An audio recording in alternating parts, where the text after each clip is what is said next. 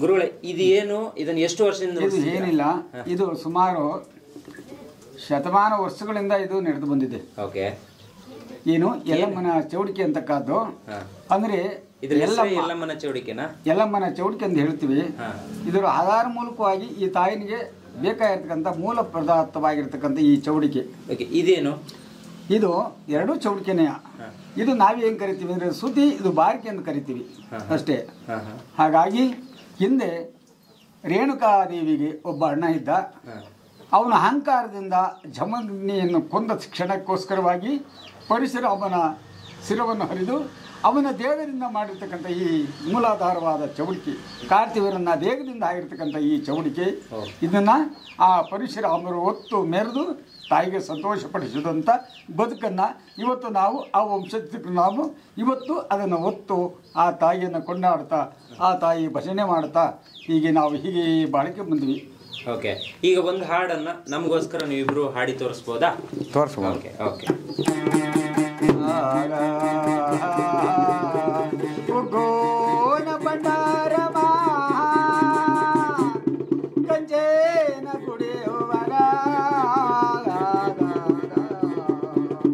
ಗೋನ ಬಂಡಾರಮ ಕಂಜೇನ ಗುಡಿಯುವರ ಬೆಳ್ಳಕೊಳ್ಳದಾಗ ನೆಲಸರವ ತಾಯಿಗೆ ಉಗ್ಗೋಣ ಬಂಡಾರವ ಬೆಳ್ಳಕೊಳ್ಳದಾಗ ನೆಲಸರವ ತಾಯಿಗೆ ಉಗ್ಗೋಣ ಬಂಡಾರವ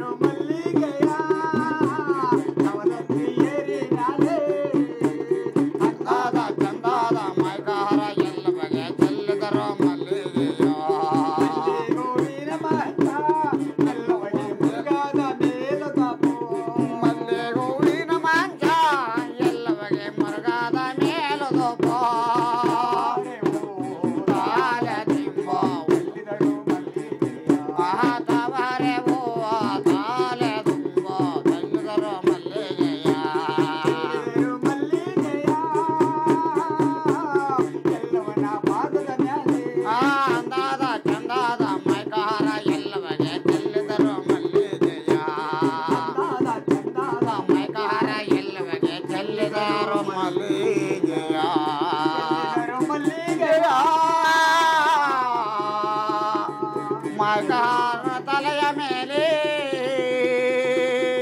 ಹೇಳಿಕೊಳ್ಳದಿಲ್ಲವಾ ನಿನ್ನ ಪಾದಕುಳು ಜಮದಗ್ನಿ ಮಲಿರಾಳಿ ಪಾದಕುಳು ಸಂಪೂತ ಪಾದಕವ ರಾಮನ ಪಾದಕುಳು ಚಿಕ್ಕಮ್ಮ ಮಾತಂಗಿ ಮಹಾದುರ್ಗಿ ಪಾದಕುಳು